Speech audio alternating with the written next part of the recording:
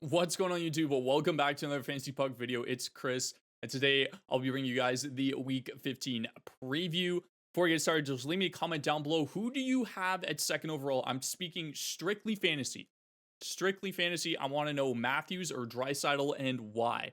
Let me know in the comments down below. This is something that is always just a constant debate between some of the FP guys. So I just want to hear you guys' opinion. Also, if you can get 100 likes on this video, guys, that would be unbelievable to start off this week. And be sure that you're joining the Discord if you're into fantasy hockey whatsoever. If you're new to the channel, leave a like, hit that subscribe button. We're going to be bringing you guys so much fantasy hockey content coming up soon because of the trade deadline and the playoffs coming up for fantasy hockey. So big, exciting time for you guys. Want to make sure that you're winning out your guys' weeks and putting yourselves in either playoff positions, or you should be in, if you've been following the channel, in the upper echelon of your guys' leagues. So be sure that you're joining the Discord if you have any questions or anything like that, whether it's trades or ads, streams, anything like that. Be sure to join the Discord. We have a huge community there, guys. As well as follow us on Twitter as well for all the fantasy hockey updates. Don does an incredible job over there too, so make sure you go and give him some love. And we also have premium options for you guys too when it comes to fantasy hockey, including player projections and our trade analyzer and all that good stuff. We will be bringing you guys also the playoff schedule for fantasy hockey on this channel soon, so be sure to stay tuned for that. And that's why you guys need to be in the Discord as well too. And guys, if you're interested in signing up for Prize Picks, make sure that you use code PUCK and they will match up to $100 for your initial deposit, guys. Be sure that you use code PUCK if you're interested in signing up for Prize Picks. Great promo for you guys right there. All right, let's get right into the video. Week 15 is absolutely jam-packed. So there's not a lot of options in terms of off nights and teams that, play 4 games. Philly actually plays 5 games this week, 2 back-to-backs, one to start the beginning of the week and then one to end the week off. The off nights are the 18th, the 20th, and the 22nd. Pittsburgh has a really good schedule this week as well, guys. 4 games, 3 of which are on off nights. So definitely going to be trying to target some of the Penguins and then a handful of teams that have 4 games and 2 off nights. A lot of teams, there's 3 or 4 days this week, which I'll talk about in the busy nights, that are just absolutely jam-packed. So it's going to be difficult to find good streamer options. So you definitely want, especially this week, want to utilize players that are on off nights. Moving on to the worst schedule, 16th, 17th, 19th, and 21st of the week. And the Rangers and Carolina only play 2 games. So if you have a lot of players on that team, I know there's some really good players on that team that are really high owned. So if you have a bunch of players on that team, be sure to stream, guys. It's really important, especially say, for example, I have Zib, and I know he's only going to play 2 games this week, and I'm in a really big matchup. I want to pick up a guy that's very similar to Zib and what Zib kind of does, whether it's, shots on goal, power play points, something similar. Obviously, you can't replace Zib by picking somebody up off waivers, but you can definitely help yourself in that category. So it's really important to make sure that you're streaming players if you only have guys on 2-game schedules this week. All right, moving on to forwards. Travis Konechny, I know he's 83% owned and probably owned in the majority of your guys' leagues, but if he is available, you should be picking him up. He's absolutely tearing it up right now. He's been very, very good for Philly. Normally, I don't like to pick up and just play Philly players in general because, something happened. Kevin Hayes is a good example where he just got demoted to the 4th line and then healthy scratch one game because Torts didn't like him. So I typically don't like picking up flyers, but Konechny's been so good that you absolutely have to own him. And he's a really good stream option for this week too, if he's available in your guys' leagues for whatever reason, probably the 10-team or 8-team leagues. 5 game this week, you can't go wrong. He's just been fantastic. So definitely pick him up. I think the best option outside of Konechny is probably Raquel. Again, 58% owned, probably owned in most of your guys' leagues. But if he's available, really, really good option. High shot volume and producing really well on that second line with Evgeny Malkin and Jason Zucker. Who's also a pretty good option. He's probably less owned than Raquel is, but guys like Raquel and Brian Russ is actually very similar ownership. I think he's 56% owned as well too, but I'd rather have Raquel just because of his crazy high shot volume. And again, power play 1 as well too, so really good option. Evan Rodriguez, just insane triple position. Center, left wing, right wing, and then he's playing top line in Colorado with Nathan MacKinnon. He's been great as of late. Only 18% owned. Really good streaming option for this week. 4 games, 3 of which, are on off nights. Sorry, 2 of which are on off nights. Excuse me.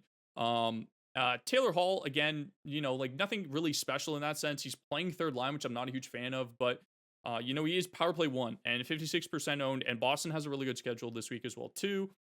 So again, these guys, some of these forward guys are just really high owned. We'll get to some deeper options for you guys later. But Taylor Hall, again, good option. Boston's been fantastic as of late too, and it's not and Taylor Hall's been producing. So like I'm totally fine with having Hall. He's got 30 plus points on the year, I believe, after the game against the Leafs. So good option. And then Josh Norris is expected to be back Wednesday per DJ Smith. If you don't know who DJ Smith is, he's the coach of the Sens. So he's expected to be back Wednesday, so you might not get him for the Monday game, which is the 16th. But if this guy's available in your guys' league on IR, still definitely 100% pick him up. He's been very good for the Sens when he's been in the lineup and healthy. So he just needs to stay healthy, and then he will be very successful. You guys had a great season last year as well, too. Definitely would pick this guy up if he's available in your league going forward. Now, on to some deeper options for you guys. Owen Tippett, really, really good as well, too. Again, 5 games this week. You can't go wrong with that. If you need somebody to hop in and take a spot, if you have, like I said, anybody on New York or Carolina that's only playing 2 games, Owen Tippett's a great streaming option in deeper leagues as well, too. He's been absolutely on fire as well lately, playing on the top line with Morgan Frost. I say top line with quotes because like Torch just kind of rules his lines. Morgan Frost has also been really good, so look at him if you do need a center. Jeff Carter and Charlie Coyle are 2 options that, again, 5-6% owned, third line centers. They've been shooting the puck. They've been producing at a pretty good rate as of late too.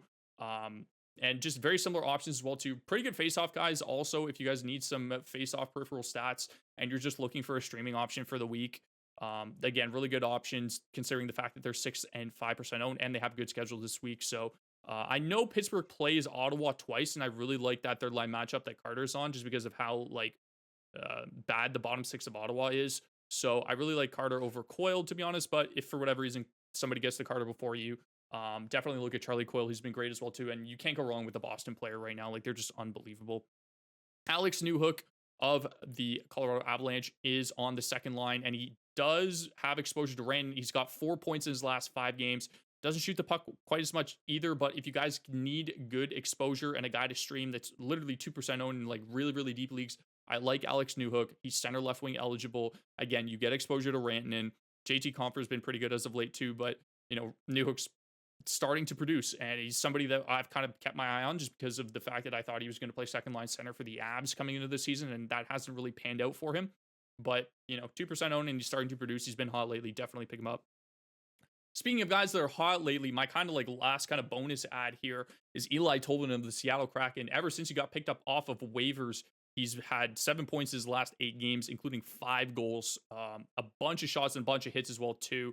I believe he's got 19 in both. He's just been absolutely unbelievable for the Seattle Kraken. And, that's the chance you take when you, I don't know what Nashville is thinking. Him and Oliver Wahlstrom always spark a discussion between the FP crew over here, just because of the fact that, they're such good players and they're so versatile and really good shooters on top of that as well too, and had a lot of success scoring a lot of goals in junior and the AHL, but their teams just didn't seem to play them. One of the most frustrating things was Nashville just did not play this guy at all. He'd get 10 minutes a night. Same thing with Wahlstrom. He barely plays now too. And so once Tolvanen started getting minutes 13, 14, 15 minutes a night, he started to produce and he's just been unbelievable. So definitely pick this guy up.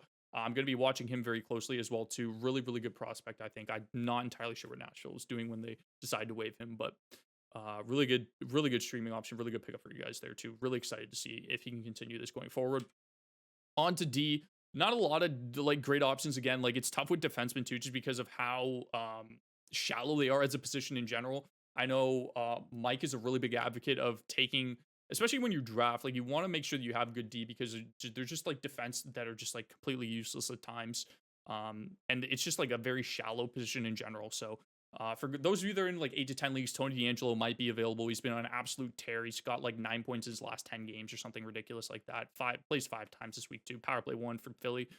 So again, good option.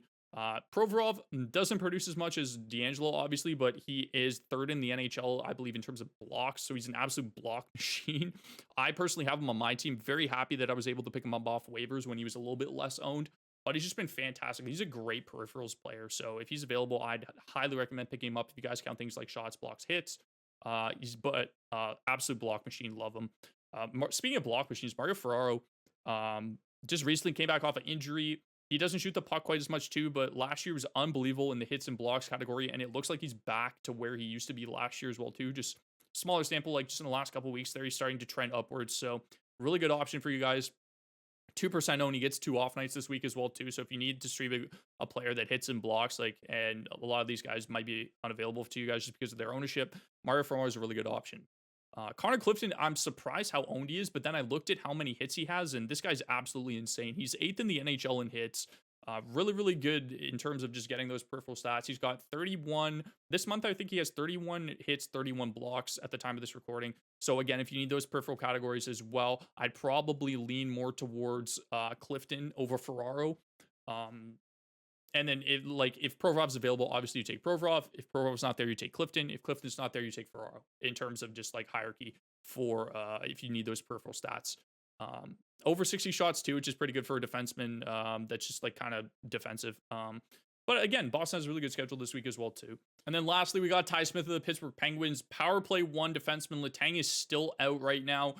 He took a leave of absence because of his father passing away, and he's also kind of dealing with an injury kind of week to week. So he's listed as out right now, whether that's day to day or whether he's expected to be back sometime this week too. Keep an eye on that. But as of right now, Ty Smith is the power play 1 defenseman in Pittsburgh. So definitely pick him up, being 4% owned. That's a really good stream for this week as well too. Again, I'm not everybody's kind of unsure of the timeline for Letang coming back, but as long as he's out, Ty Smith has a ton of value playing on that top power play unit. And then guys, moving on to goalie streams, Aiden Hill, another really good option for this week as well too. He gets a back-to-back against Arizona, who's also coincidentally on a back-to-back, so that's a pretty good matchup. Even though Arizona is typically really good at home, I still like that matchup for Vegas, and Hill's been solid when he's needed to be. Jonathan Quick, who hasn't been great at all too, if for whatever reason you can't get your hands on Aiden Hill and you want a good matchup this week to kind of finish off your week, on the Sunday they play Chicago. And Quick hasn't been great as of late too, but favorable matchup against Chicago if you're LA, so good matchup there too. Earlier in the week, we got Pavel Francouz of the Colorado Avalanche. He's 29% owned. He's been great when he's needed to be. And then you get a matchup against Vancouver, who's just an absolute dumpster fire right now, guys. I don't know what's happening with that team. Bruce Boudreau is actually on his way out. That just got leaked over the course of the weekend. So Francouz will have a good matchup against a struggling Vancouver team on the 20th, which is also an off night. And then another really good one earlier in the week, Scott Wedgwood will probably get the start against San Jose. They do have a back-to-back against, I believe it's Seattle. Then Dallas, is likely going to play Otter against Seattle. So Wedgwood should get the start the first day against San Jose. He's 6% owned, and he's been good when he's needed to be. He doesn't play a lot, but when he does, he gets you a win, So if you need a win, I would definitely recommend grabbing Wedgwood if he's available earlier in the week. Like, you could realistically getting away with picking up Wedgwood on the 18th, dropping him, grabbing Francouz on the 20th, dropping him, picking up one of Hill and Quick, and there's should be like some good options there for you guys too in terms of wins and save percentage and goals against and stuff like that too. So pretty favorable matchups. Really, the only question mark is Quick, just because of like how bad he's been. But other than that, pretty good for the goaltenders so far. Guys, that's going to do it for this video. Thank you so much for watching. Leave a like and subscribe if you enjoyed the content. Lots of content coming this week too. We got a couple of fun videos coming out for you guys this week. So be sure to stay tuned. Just, again, hit that like button and let me know in the comments down below, Matthews or Draisaitl, second overall, and why. Really excited to hear your guys' thoughts. Have yourselves a fantastic rest of the day.